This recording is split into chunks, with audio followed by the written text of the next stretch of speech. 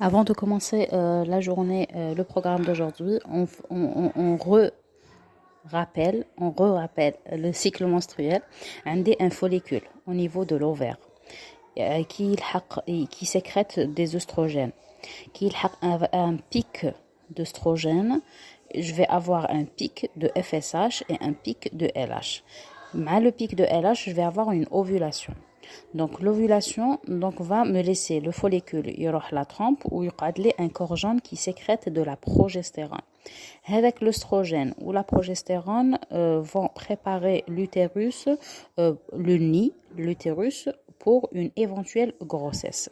S'il n'y a pas de grossesse, on aura une chute de toutes ces hormones, donc on aura la menstruation.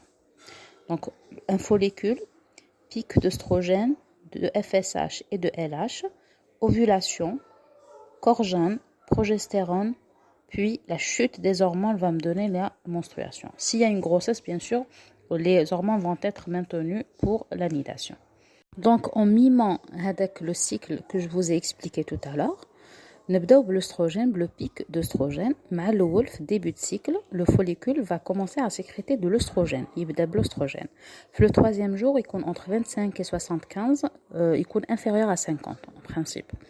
On bat après, donc il va commencer à augmenter, que ce soit le cycle normal ou là le cycle induit.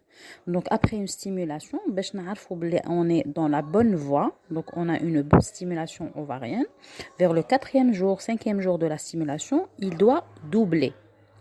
Par contre, pour déclencher, soit on déclenche nous-mêmes, ou là, il y a une ovulation spontanée qui le follicule à 18 mm, la sécrétion est entre 200 et 600 picogrammes par millilitre.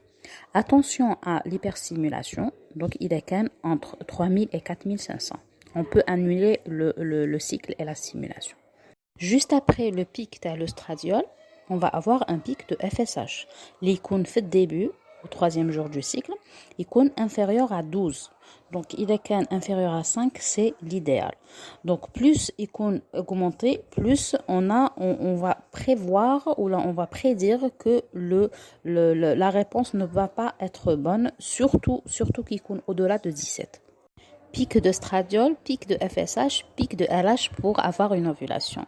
Donc le LH au départ, donc il doit pas être loin de FSH, parce qu'on a un rapport qui est inférieur à 1. Le cas au-delà de 2, on va suspecter un syndrome des ovaires polykystiques. Mais il va augmenter, حتى يلحق le pic au-delà de 20. Mais avec le pic لازم يكون concomitant avec un follicule de 18 mm, concomitant avec un œstradiol qui double, on va avoir à peu près à 250 nanogrammes par millilitre. Donc, mais لازمش يكون عندي un pic de LH prématuré قبل ما يكون عندي les autres critères d'ovulation. Un follicule qui sécrète de l'œstrogène, un pic de FSH, un pic de LH, ovulation. Le follicule au niveau, l'ovule au niveau de la trempe. Il y a un corps jaune. Donc le corps jaune va sécréter de la progestérone.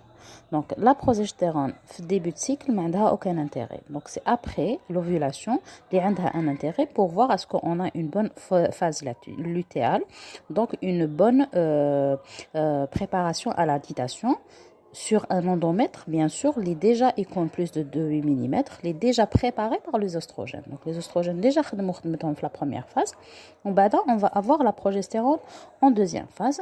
Les au-delà de 15 nanogrammes par millilitre, 7 jours, le 7e jour du plateau thermique. Donc qui connaît le deuxième plateau thermique après le décalage à l'ovulation.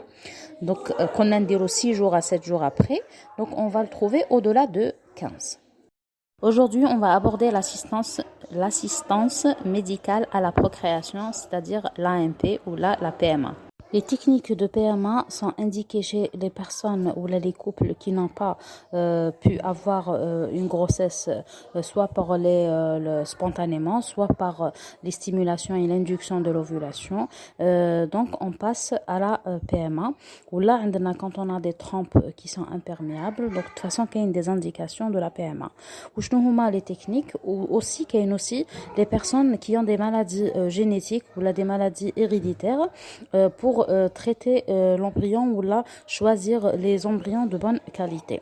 Donc on peut avoir une insémination artificielle intra-utérine. احنا ما نديروش de donneur, donc نديرو غير intra-utérine avec le sperme du conjoint. Les fécondations in vitro et les injections intracytoplasmiques de spermatozoïdes, les ICSI. Généralement, les techniques de PMA sont faites dans des centres de PMA et les centres donc ne prennent pas en considération les bilans faits en consultation quotidienne. Donc, يعاودوا لهم كاع le bilan, que ce soit تاع la femme ou تاع l'homme, يعاودوا لهم كامل le bilan à leur niveau pour optimiser les chances de réussite. On commence par la première méthode, l'insémination intra-utérine. Avant toute insémination, لازمنا des sérologies pour le couple et لازمنا un test de migration survie. C'est un test après, en principe, qui qu'on a le spermogramme, il est pathologique. Donc, pour décider de quelle technique de PMA procéder. Donc, qu'est-ce qu'on fait? On fait le prélèvement qui a le spermogramme, mais on le traite, on enlève toutes les impuretés. Ou on le traite en milieu de culture, le reste, ce qui reste, en milieu de culture. On va juger après le traitement, après amélioration le liquide recueilli. Donc, à la saboule, on va décider de la technique de PMA. Dans le cas de l'insémination, لازم يكون le nombre des formes qui ont une bonne mobilité, une bonne forme, plus de 1 million. Donc avec le sperme traité, on va le prendre, tu as le conjoint bien sûr, on va le mettre une quantité, un volume, juste ce qu'il faut. Donc il ne faut pas qu'il y ait un excès de volume, 0,25 حتى 0,30 millilitres. Le cycle peut être spontané ou la simulé. En réalité, les cycles spontanés, donc on n'a pas eu beaucoup de résultats. On propose un cycle spontané lorsqu'on a l'obstacle, il est juste cervical, par exemple un test postcoïtal, un TPC négatif. Ou là, quand on n'arrive pas à avoir un rapport complet, on va dire un exemple, par exemple, le vaginisme. L'insémination se fait par un cathé qu'on introduit par le vagin, le col, de la cavité utérine, et on injecte avec le sperme traité, avec le volume qu'on a rajouté. Et on le fait 36 heures après un déclenchement artificiel ou là après un pic de LH spontané, c'est-à-dire au-delà de 20 milliunités par millilitre.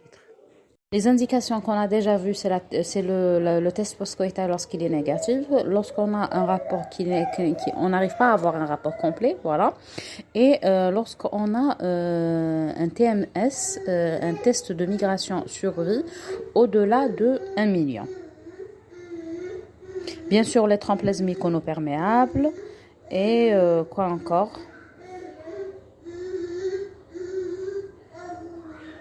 Voilà, normalement, il y a aussi l'infertilité inexpliquée lorsqu'on tente toutes les méthodes d'insémination, d'induction et on n'arrive pas à avoir une grossesse, on passe à l'insémination. C'est toujours bien d'avoir les résultats parce que les patientes vous demandent le pourcentage de réussite de telle ou telle modalité. Donc, ça va dépendre de leur âge, de leur rang de tentative. Est-ce qu'on a déjà fait une tentative ou non? L'induction, est-ce qu'il y a eu une induction ou là c'est un cycle spontané? La présence ou non de stimulation, voilà exactement. نكملوا في XI. باش تكون عندكم معلومات وتعرفوا comment orienter les patientes تاعكم و qu'est-ce qu'on fait vraiment في هذوك les centres de PMA et faire gagner du temps à la patiente pour ne pas l'envoyer vers un autre médecin ou là, donc l'envoyer directement au centre de PMA. En ce qui concerne la fécondation in vitro classique, c'est la confrontation des gamètes en dehors de l'organisme, des localités que les étapes, en dehors de l'organisme, les indications TAHA, surtout quand on a une imperméabilité tubaire ou quand on a une endométriose et quand on a une stérilité idiopathique ou là qui ne donne pas par les stimulations et l'induction de l'ovulation habituelle. En réalité, la stérilité tubaire n'est pas traitée seulement par la FIV. On peut utiliser la chirurgie, qu'elle soit endoscopique ou laparoscopique, donc ou là le cathétérisme lors de l'hystérosalpingographie. Donc, on a plusieurs autres alternatives, mais la fécondation in vitro a réglé ce problème. En réalité, on laisse la fécondation in vitro en deuxième intention. On essaye la chirurgie, sauf dans les cas où la chirurgie est impossible. On bat la fécondation in vitro en deuxième intention si on n'obtient pas une grossesse après la chirurgie. L'endométriose peut être une indication de la fécondation in vitro, qu'elle soit majeure avec indication chirurgicale associée ou mineure qui va être rattachée aux stérilités ou aux infertilités inexpliquées. Vous avez remarqué que c'est les mêmes stratégies depuis le traitement anti-oestrogène, FSH, insémination intra-utérine, la FIV. La stérilité idiopathique, on passe par toutes ces stratégies, toutes ces séquences, la FIV. Mais la FIV a démontré des résultats beaucoup plus importants par rapport aux autres que j'ai déjà cités. Cela ne nous permet pas de dépasser les autres méthodes et de faire directement une fécondation in vitro lorsqu'on a une stérilité ou là, une infertilité qui est étiquetée comme inexpliquée. On est obligé de faire tout le bilan étiologique, y compris la célioscopie, avant de passer à la fécondation in vitro. En ce qui concerne les troubles de l'ovulation aussi, donc on passe par les stratégies thérapeutiques qu'on a déjà citées. Lorsqu'on a un échec, on arrive dans le temps, dans les séquences, à une fécondation in vitro. En ce qui concerne l'ICSI, c'est une fécondation in vitro avec une technique de micro-injection sur un œuf ou là un ovocyte, voilà, mature, qui est recueilli. On met à l'intérieur un spermatozoïde choisi.